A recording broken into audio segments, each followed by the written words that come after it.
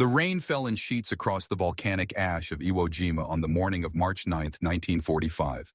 In a crater no wider than a dining table, a 19-year-old private from Iowa named Robert Dunham crouched over a Japanese soldier whose abdomen had been torn open by shrapnel.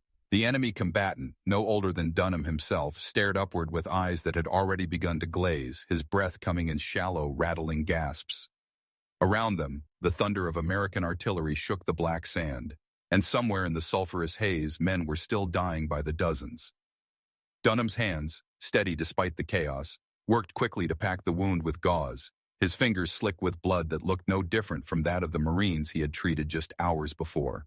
The Japanese soldier whispered something in a language Dunham could not understand, a word that might have been a prayer or a name or simply a final exhalation of disbelief. Above them, the American flag had not yet been raised on Mount Suribachi. But in that crater, in that moment suspended between life and death, a different kind of conquest was taking place, one that would echo through the years with a power no artillery shell could ever possess. This was not an isolated incident. Across the vast theater of the Pacific War, from the jungles of Guadalcanal to the caves of Okinawa, American medics were performing acts that defied every principle their enemies had been taught about warfare, about honor, and about the fundamental nature of the adversary they faced. The Japanese soldier, indoctrinated since childhood in the philosophy of Bushido and the imperial doctrine that portrayed Americans as barbaric demons who tortured and mutilated prisoners, had been prepared to die rather than surrender. He had been told that capture meant unspeakable horrors, that the white-skinned enemy knew nothing of mercy or the war, Ryor's code.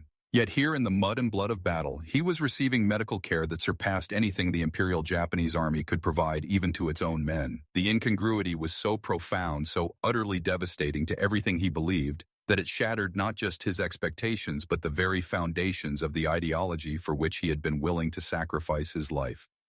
To understand the magnitude of this psychological earthquake, one must first comprehend the world from which these Japanese soldiers came. A world carefully constructed by military indoctrination, nationalist fervor, and a deliberate campaign of dehumanization that had been building for more than a decade. Since the invasion of Manchuria in 1931 and the full-scale war with China that began in 1937, the Japanese military had cultivated an ethos that glorified death in service to the emperor and portrayed surrender as the ultimate disgrace. The Senjin-kun, or Instructions for the Battlefield, issued by War Minister Hideki Tojo in January 1941, explicitly stated that soldiers must never suffer the shame of being captured alive. Death, even by one's own hand, was infinitely preferable to the dishonor of surrender. This was not mere rhetoric. It was drilled into every soldier from the moment he entered service, reinforced through brutal training regimens that often bordered on torture, and exemplified by officers who would rather commit seppuku than face defeat. But the dehumanization went further still. American forces, the Japanese soldier was told, were not honorable warriors but savage beasts who delighted in cruelty. Propaganda films showed grotesque caricatures of Americans as ape-like creatures, while official military communications described them as demons who would rape, torture, and mutilate any Japanese soldier unfortunate enough to fall into their hands. These were not idle threats designed merely to motivate troops. They were believed with the fervor of religious conviction. Captured Japanese documents and post-war interviews revealed that soldiers genuinely expected to be tortured to death if taken prisoner, and many carried grenades specifically to end their own lives rather than face capture.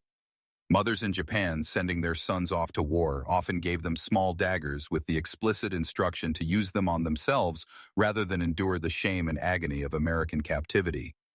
The Japanese soldier advancing through the jungles of New Guinea or the caves of Saipan carried not just a rifle and ammunition, but an entire cosmology of expectations about combat, about honor, and about the nature of his enemy. He expected brutal, total war. He expected to kill or be killed with no quarter given and none expected. What he did not expect, what his entire cultural and military conditioning had made impossible for him to imagine, was the sight of an American medic often under fire risking his own life to save a wounded enemy soldier. That single image, repeated thousands of times across the Pacific theater, would prove more destructive to Japanese morale than any bomb or bullet. The American military medical system that produced such moments was itself a product of values and resources that stood in stark contrast to those of Imperial Japan. The United States entered World War II with a medical corps that While still developing many of its battlefield protocols, operated under principles established in the Geneva Conventions and reinforced by a democratic society that valued individual life. The oath taken by military doctors and medics bound them to treat all wounded, regardless of nationality or combatant status. This was not mere idealism. It was codified in regulations, taught in training, and enforced by commanders who understood that the rules of war served a purpose beyond simple humanitarianism. But more than that, American medics had the resources to make good on their ethical commitments. They carried morphine, real morphine, not the improvised substitutes Japanese medics had been forced to use as supply lines collapsed. They had sulfa drugs to combat infection, plasma for transfusions, and sterile bandages in abundance. The American medical supply chain, backed by the most productive industrial economy in human history, could deliver whole blood to field hospitals in the Pacific within days of it being donated in San Francisco or New York. The contrast with Japanese medical care was stark and only growing starker as the war progressed. By 1944, the Japanese military medical system had collapsed under the weight of extended supply lines, submarine interdiction, and the overwhelming demands of a losing war. Japanese soldiers wounded in battle could expect, if they were fortunate, some rudimentary first aid from comrades who carried little more than bandages and perhaps some form of antiseptic. Pain relief was rare, morphine was reserved for officers or simply unavailable. Hospitals, when they existed at all, were often primitive affairs lacking even basic sanitation, let alone modern surgical equipment or antibiotics. Thousands of Japanese soldiers died not from their wounds, but from infections that American medics routinely prevented or cured. The Japanese Medical Corps, competent and dedicated though individual doctors might be, was hamstrung by a military philosophy that saw soldiers as expendable and by an economy that could not sustain modern warfare on multiple fronts. The result was a medical system that, by the standards of the opposing force, seemed to belong to a different century. When a wounded Japanese soldier expecting death or torture instead found himself being carried to an American aid station, the cognitive dissonance was almost unbearable. Lieutenant Tadashi Kato, captured on Saipan in June 1944 after a piece of shrapnel had shattered his left leg, later wrote in his journal, "I waited for the bayonet, for the rifle butt, for the knife that I knew would come. Instead came hands that lifted me gently, a voice speaking words I could not understand but whose tone conveyed something I had never expected to hear from an enemy. Concern." Kato described being given water, actual clean water, before being transported on a stretcher to a field hospital where American surgeons worked to save his leg. He wrote of watching, through a haze of morphine, as the same doctors who had just operated on him moved on to treat another Japanese prisoner, showing no distinction in the care provided. "I had been told we were fighting animals," he wrote. "But animals do not possess such medical skill. Animals do not waste morphine on their enemies. I watched them work, these American doctors, and I began to understand that everything I had been told was a lie."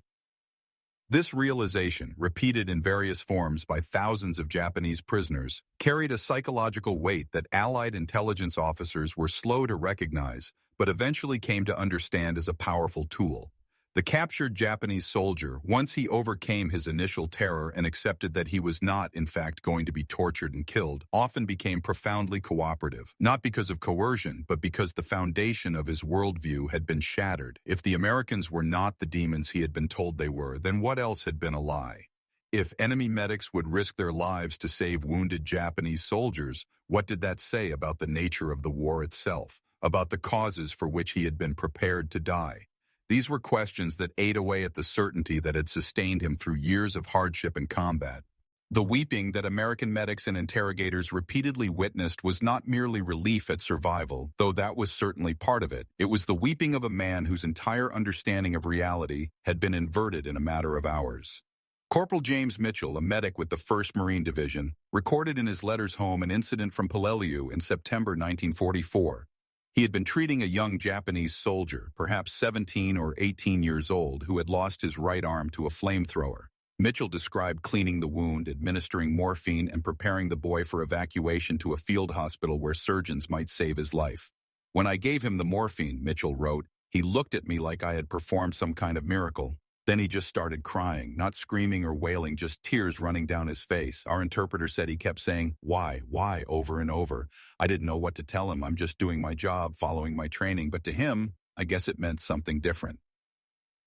What it meant was the collapse of certainty. The Japanese military had built its power on absolute conviction.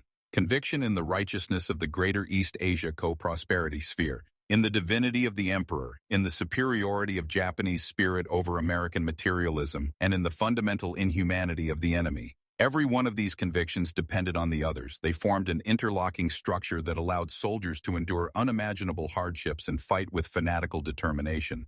But the structure was also brittle. Remove one element and the entire edifice threatened to collapse.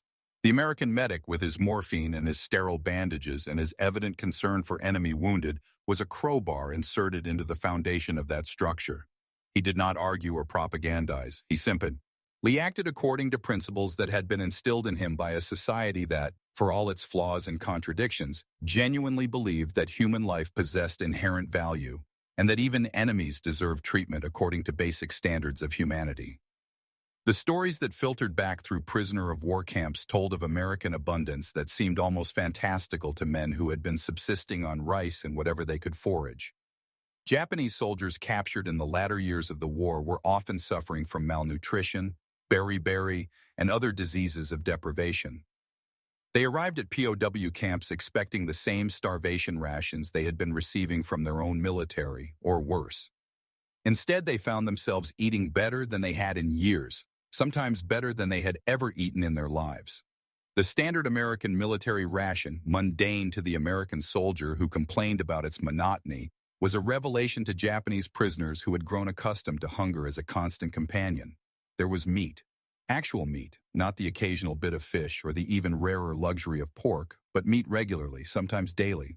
There was bread, white bread, in quantities that seemed impossible. There was coffee and sugar and canned fruit, luxuries beyond imagination for men whose own rations had dwindled to a few cups of rice per day, supplemented by grass and bark.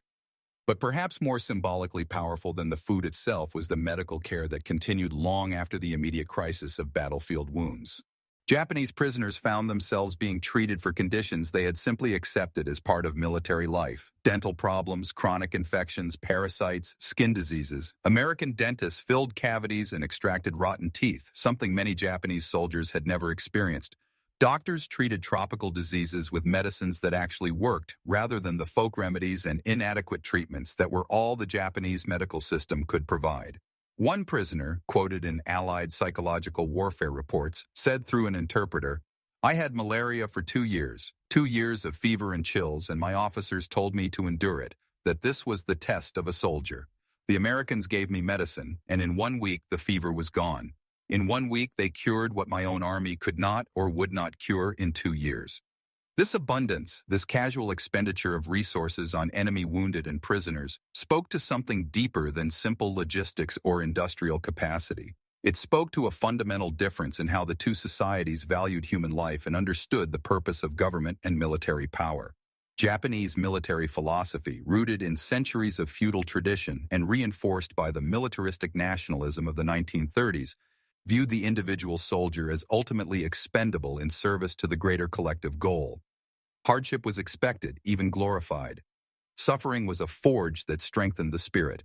The soldier who complained about inadequate rations or medical care was showing weakness, failing in his duty to endure. This philosophy could produce incredible ferocity in combat and remarkable resilience in the face of hardship, but it also meant that the Japanese military made no particular effort to preserve the lives and health of its soldiers beyond what was minimally necessary for combat effectiveness. America. And military culture, by contrast, operated under fundamentally different assumptions. The citizen soldier, drafted from a democratic society, was owed certain standards of care and treatment. This was not just humanitarian sentiment. It was practical recognition that soldiers fought better when they knew their country valued their lives and would make reasonable efforts to preserve them.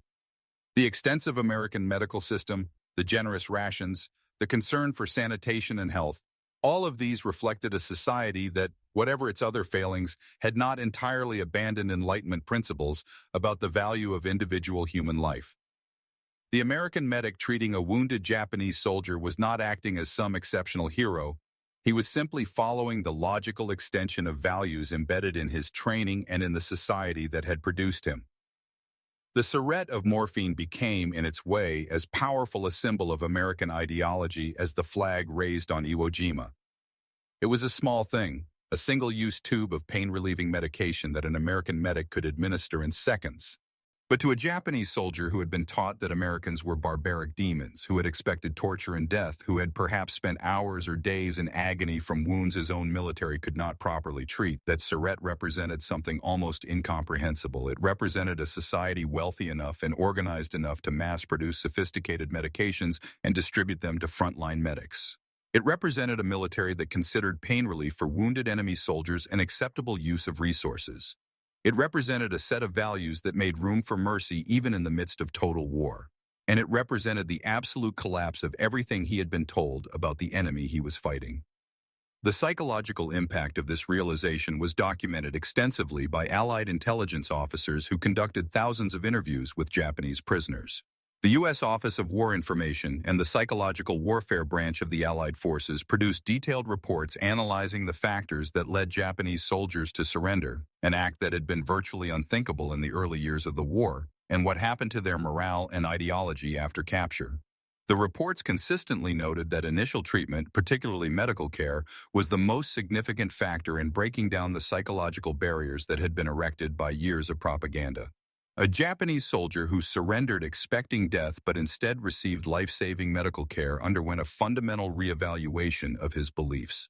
He had taken the most shameful action imaginable in his culture. He had surrendered, and instead of the consequences he expected, he had been treated with a degree of humanity that his own military rarely showed even to its loyal soldiers.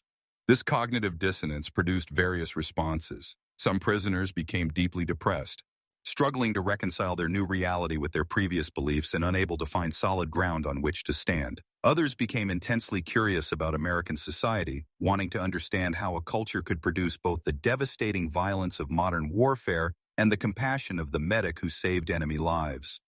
Still others converted their previous fanatical loyalty to the emperor into equally intense cooperation with their captors, as if by helping the Americans they could somehow atone for the shame of surrender and find new purpose in a world whose moral geography had been completely redrawn.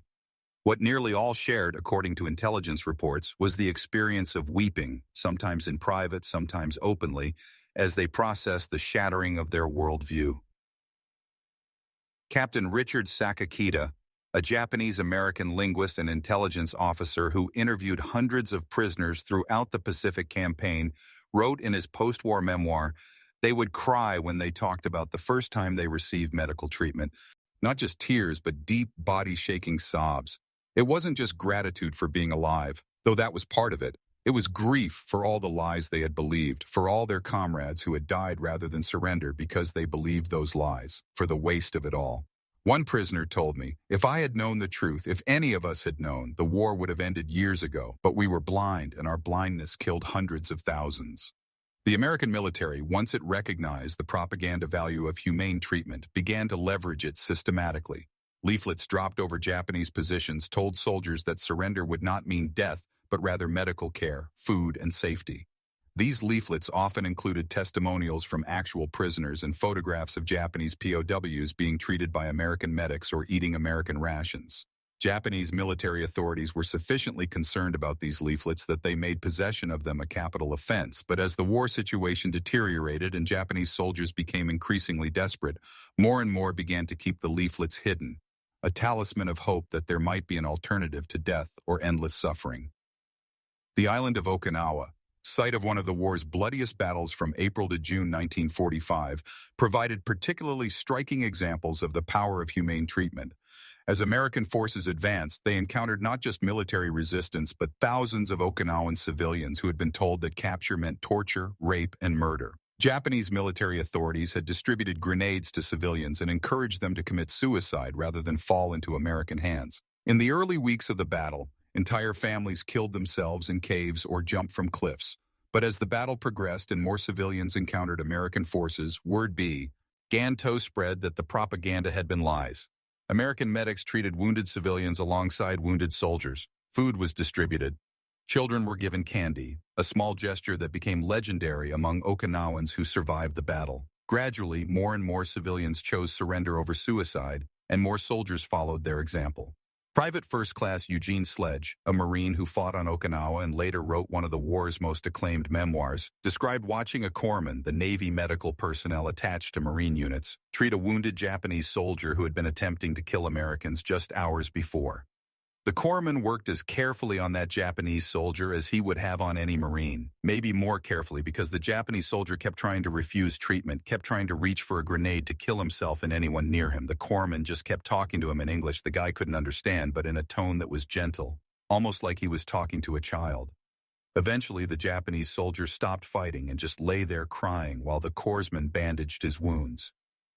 I remember thinking that this was what separated us from them. Not that we were better fighters or braver, but that we could still see the humanity in an enemy who had been trying to kill us. That mattered. Maybe it didn't matter in any immediate tactical sense, but it mattered to what kind of people we were, what kind of country we were fighting for.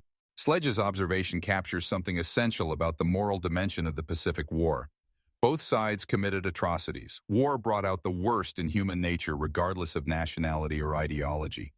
American forces were not innocent of crimes. The killing of prisoners occurred, sometimes in heat of battle, sometimes in cold blood, and the firebombing of Japanese cities killed hundreds of thousands of civilians. But there was a difference, however imperfect, in the official policies and general practices of the two militaries. The American military prosecuted its own soldiers for war crimes, albeit imperfectly. It maintained a medical system that treated enemy wounded. It operated POW camps according to international standards, again imperfectly but genuinely. It allowed the Red Cross to inspect facilities and deliver mail. These were not the actions of a military that viewed its enemies as less than human or believed that any action was justified in pursuit of victory. The Japanese military, by contrast, had systematically abandoned such constraints. The rape of Nanking, the Bataan Death March, the execution of prisoners, the medical experiments conducted by Unit 731, these were not aberrations but the logical consequences of a military philosophy that had rejected Western notions of universal human rights and embraced instead a racial hierarchy with Japanese at the apex and all others as lesser beings whose suffering was irrelevant. The Japanese soldier, indoctrinated in this philosophy, was genuinely shocked to discover that his enemies did not share it, that they in fact operated under principles that extended basic dignity and care even to those who had been trying to kill them moments before. This shock, this fundamental rupture in understanding, was perhaps most poignantly captured in the letters and diaries of Japanese prisoners that were intercepted or collected after the war. One private, captured on Guam in 1944, wrote, "I thought I knew what war was. I thought I understood what it meant to fight for the emperor, but now I see that I understood nothing. The Americans, they are not what we were told. They have medicine we could not imagine. They have food in such abundance that they feed it to prisoners. They have doctors who work to save the lives of men who were shooting at them yesterday. How can we defeat an enemy who has so much? Not just weapons and ships and planes, but this mercy that we were taught was weakness, but which now seems like a strength we never possessed." Another prisoner, an officer captured on Iwo Jima, wrote more bitterly, "We were betrayed by our own commanders, by our own government. They told us the Americans were demons, and we believed them because we had no reason to doubt. They told us we must never surrender, that death was preferable to capture, and we believed that too. Now I know the truth. They told us these lies not to strengthen us but to control us, to ensure we would fight to the death so that they could delay their own inevitable defeat. How many thousands died believing those lies? How many killed themselves rather than face an enemy who would have saved their lives? I weep not just for myself, but for all of them, for all of us who were used and discarded by leaders who cared nothing for our lives." The recurring image of the weeping Japanese soldier, shell-shocked not by explosives but by compassion, became one of the war's most powerful symbols of the ideological chasm between the combatants. It appeared in American newsreels and military training films, often used to illustrate the effectiveness of psychological warfare or the importance of following the Geneva Conventions. But beyond its propaganda value, it represented something genuine and profound. The moment when a human being confronts the complete inadequacy of the narrative they have been living within and must somehow construct a new understanding of reality from the rubble of the old. This was not a comfortable or easy process. Many Japanese prisoners never fully recovered from the psychological trauma of having their worldview shattered. They had been raised in a society that emphasized group harmony and conformity, where individual identity was deeply tied to one's role in the collective. To realize that the collective had been built on lies, that the authorities they had trusted had betrayed them, was to lose not just faith in their leaders but a sense of who they were as individuals. Some prisoners adapted by essentially becoming new people, embracing American ideals with the same fervor they had once reserved for the emperor. Others retreated into themselves, unable to commit to any belief system after having been so thoroughly deceived. Still others waited for the war to end so they could return to Japan and try to rebuild their lives, though many found that impossible. The shame of having been captured, regardless of the circumstances, was too great for Japanese society of that era to forgive. The American medics themselves were often unaware of the full significance of their actions. To them, they were simply doing their jobs, following their training, acting according to the medical ethics taken. Hay had been taught. Many were uncomfortable being portrayed as heroes or symbols. They had seen too much death, too much suffering to feel heroic. They had watched Marines die because they couldn't get to them in time, had made desperate decisions about who to treat first when resources were limited, had experienced the particular guilt of surviving when others had not. The Japanese soldier weeping in gratitude for morphine and bandages was to the medic just another casualty in an endless stream of broken bodies that haunted their dreams long after the war ended. Yet their actions carried weight beyond their intentions. The morphine syrette pressed into the hand of a wounded enemy soldier, the plasma bag hung for a prisoner whose chances of survival were slim, the surgical skill expended to save a life that had been actively trying to end American lives hours before. These were not just medical procedures, but statements about values, about what kind of society America aspired to be, even in the midst of total war. They were imperfect statements, often contradicted by other actions, but they were real nonetheless. They represented the thin line between civilization and barbarism, a line that war constantly threatened to erase, but which these medics, often at great personal risk, struggled to maintain. The abundance that shocked Japanese prisoners was not merely material, but moral and philosophical. It was the abundance of a society that could afford to value individual life, that had not yet been ground down by years of losing war and collapsing supply lines, that still believed in principles beyond simple survival and victory. American industrial might, the factories that could produce morphine by the ton, the logistics system that could deliver whole blood to Pacific Islands, the medical schools that could train thousands of doctors and medics, was certainly part of it. But equally important was the cultural and ethical framework that said such abundance should be used not just for one's own citizens and soldiers, but extended, within practical limits, even to enemies. This was perhaps America's most powerful weapon in the ideological war that ran parallel to the military conflict. Not the atomic bomb or the aircraft carrier or the industrial economy, but the simple, repeated demonstration that the democratic society the Axis powers had dismissed as weak and decadent could be both strong enough to win the war and confident enough in its values to show mercy to its enemies. It was a lesson the Japanese soldier learned in the most direct way possible, through the contrast between what he had been told to expect and what he actually experienced, between the ideology that had sent him to war and the reality that saved his life. In the end, more than 40,000 Japanese servicemen survived the war in American captivity, a number that would have been unthinkable in the early years when surrender was virtually unknown.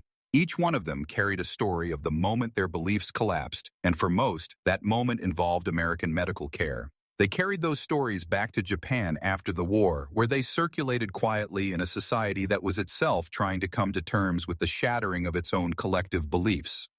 The demilitarization and democratization of Japan, the speed with which it transformed from fanatical enemy to close ally, owed something to the atomic bombs and the overwhelming demonstration of American power, but it owed something too to the thousands of small acts of humanity performed by medics like Robert Dunham in that crater on Iwo Jima. The crater itself, where Dunham saved the life of a Japanese soldier whose name he never knew, has long since been filled in or eroded by weather and time. The black volcanic sand has settled, and the island has been returned to Japan, where it remains a sacred site visited by the families of the fallen. But the memory of what happened in places like that crater, in field hospitals scattered across the Pacific, in POW camps where former enemies were treated as human beings rather than demons or animals, that memory persists. It persists in the letters and diaries of the prisoners who survived, in the after-action reports of intelligence officers, in the memoirs of medics who saved lives without distinction of uniform or nationality. It persists, most of all, in the tears of men who learned in the hardest way possible that war, for all its necessity at times, is built on lies. Lies about the enemy, lies about glory, lies about the nobility of violence. The Japanese soldier who wept in an American field hospital was weeping for many things: for the pain of his wounds, for the relief of survival, for the comrades he had lost, for the years stolen by war. But most of all, he was weeping for the terrible understanding that it need not have been this way, that the war he had fought was built on a foundation of propaganda and dehumanization, and that the enemy he had been taught to hate had proven more humane than his own leaders. That understanding, that simple, devastating realization, was perhaps the most profound casualty of the Pacific War. It cost nothing in material terms: a syrette of morphine, a pint of plasma, a sterile bandage, but it destroyed certainties that had taken years to build, and in their destruction, it pointed toward a different possibility: that even in war, even in the midst of industrial-scale violence and ideological conflict, humanity could survive in the small, deliberate choices made by individuals who refused to abandon their principles. The American medic treating a wounded enemy under fire was making such a choice. He was not ending the war or solving its moral complexities. He was simply asserting in the most basic way possible that the life of the man bleeding in front of him had value regardless of which flag he fought under. This was the truth that made Japanese soldiers weep. Not weakness, but strength. Not deception, but reality. Not the cruelty they expected, but a mercy they had been taught could not exist. It was a truth that cut through propaganda and ideology with the clarity of a surgical scalpel, leaving in its wake only the raw fact of shared humanity and the bitter knowledge of how much suffering had been built on the denial of that fact. In that truth lay both judgment and possibility: judgment of the ideologies that had made the war necessary, and possibility that in its aftermath something better might be built. The morphine syrette, the plasma bag, the clean bandage, these were the tools of healing, but they were also, in their way, weapons. Weapons that did not kill, but that destroyed nonetheless, destroying the lies that sustained war and making visible the common humanity that war sought to obscure. They were weapons that American medics deployed thousands of times across the Pacific, often without understanding their full effect, but their impact was nonetheless real and profound. They saved lives in the immediate sense, pulling wounded men back from death, but they also saved something else: the possibility of reconciliation, of understanding, of a future where former enemies might recognize in each other not demons or barbarians, but simply human beings caught in the machinery of forces larger than themselves. This finally is what the Japanese soldiers' tears represented: the beginning of that recognition, purchased at the cost of everything he had believed, granted by the compassion of an enemy who saw in him not a target or a threat, but a life worth saving. It was a hard lesson, learned in blood and pain, but it was a lesson that would shape the post-war world in ways that no battle could have accomplished alone. In the act of healing, the American medic demonstrated the power of democratic values not as abstract principles, but as lived reality. In the tears of the Japanese soldier, those values found their validation, not in triumphalism or superiority, but in the simple acknowledgement that mercy, even toward enemies, was not weakness but the highest expression of strength. The war would end in atomic fire and unconditional surrender, in occupation and reconstruction, in trials and apologies, and the slow, painful process of reconciliation. But it ended, too, in those countless small moments when a medic pressed morphine into the hand of a wounded enemy and, in doing so, affirmed that even in the darkest circumstances, humanity could choose compassion over cruelty, life over death, truth over propaganda. That choice, repeated across islands and jungles and seas, became a foundation upon which peace could eventually be built. It did not erase the war's horrors or justify its necessity, but it offered something beyond horror and necessity: a glimpse of what human beings could be to one another when they refused to surrender their principles to the demands of conflict. In the end, that glimpse, reflected in tears on the faces of men who had expected death and found life, may have been the Pacific War's most enduring legacy. A legacy written not in the grand narratives of strategy and victory, but in the small, profound moments when enemies recognized each other as human beings and wept for all that had been lost in forgetting that simple truth.